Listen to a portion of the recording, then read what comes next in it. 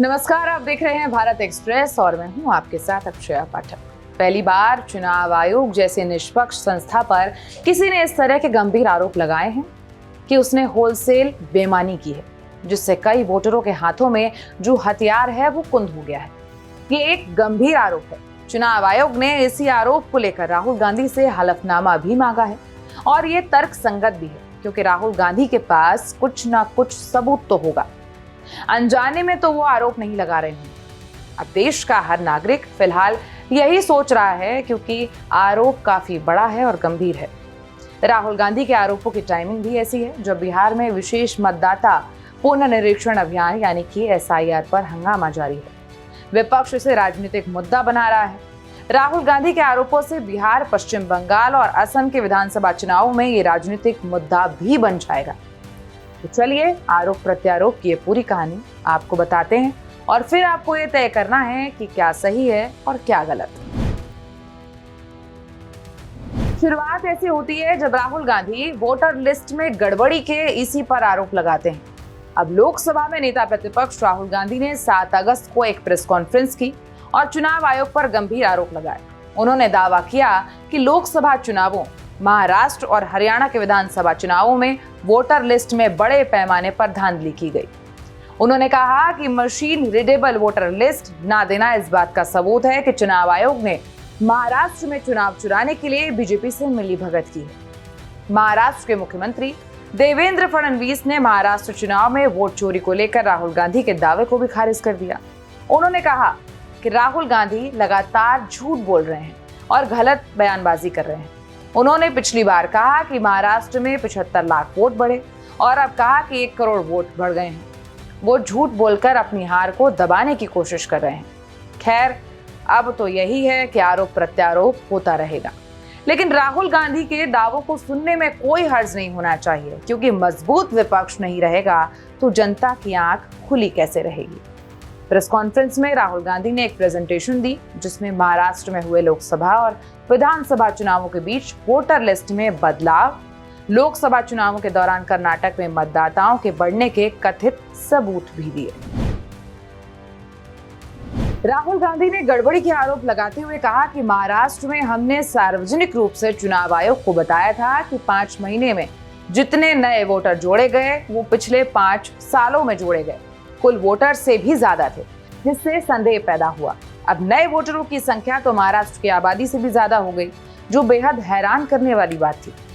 विधानसभा चुनावों में हमारा गठबंधन पूरी तरह से साफ हो गया, जबकि कुछ महीने पहले हुए लोकसभा चुनाव में यही गठबंधन जीत गया था।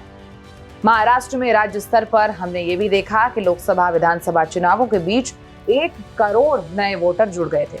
इसकी शिकायत चुनाव आयोग से भी की गई। राज्य में 40 लाख फर्जी वोटरों का पता भी लगाया गया।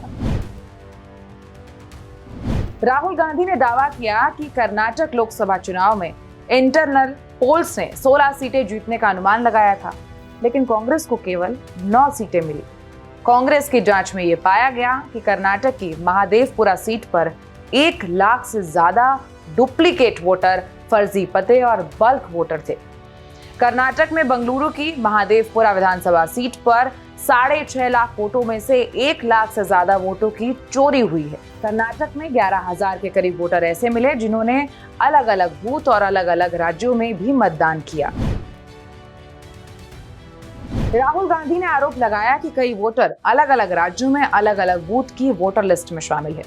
एक वोटर बंगलुरु की महादेवपुरा सीट, पूर्वी लखनऊ, मुंबई की पूर्वी जोगेश्वरी चुनावी क्षेत्र में वोटर के रूप में दर्ज है।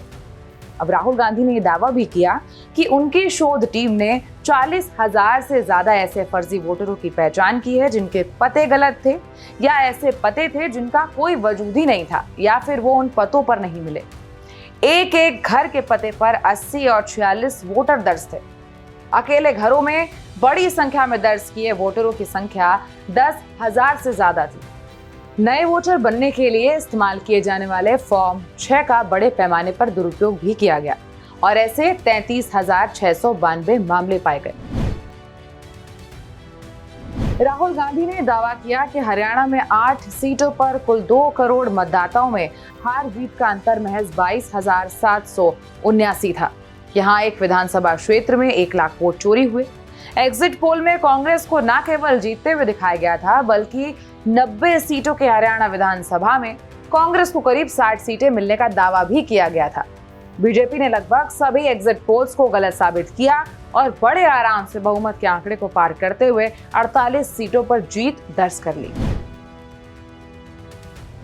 अब ये भी जानना जरूरी है कि राहुल गांधी ने चुनाव आयोग पर क्या कहा है। तो 2024 लोकसभा चुनाव के दौरान प्रधानमंत्री नरेंद्र मोदी को सत्ता में बने रहने के लिए 25 सीटों को चुराने की जरूरत थी, ऐसा राहुल गांधी ने कहा।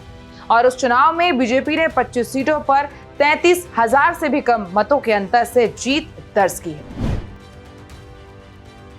वहीं भारतीय निर्वाचन आयोग ने राहुल गांधी के आरोपों को गुमराह करने वाला बताया।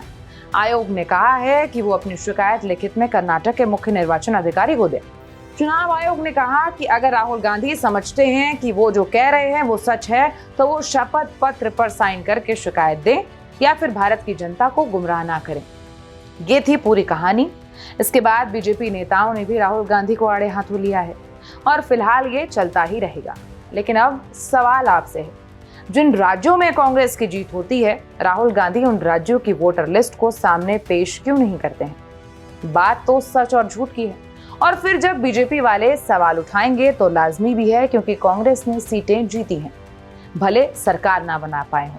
ये गुत्थी थोड़ी उलझी हुई है और उलझी ही रहेगी। और अगर ये सच है तो सड़कों पर उतरना पड़ेगा, मोर्चा खोलना पड़ेगा। लेकिन अगर ये सच नहीं है तो बस ये एक मुद्दा बनकर भटकेगा और थोड़े दिन बाद इसकी खिल्ली भी उड़ाई जाएगी।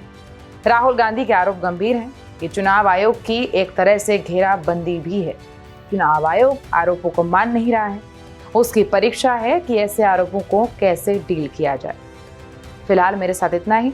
देखते रहिए भारत एक्सप्रेस और आपकी जो भी राय हो वो हमें जरूर बताएं।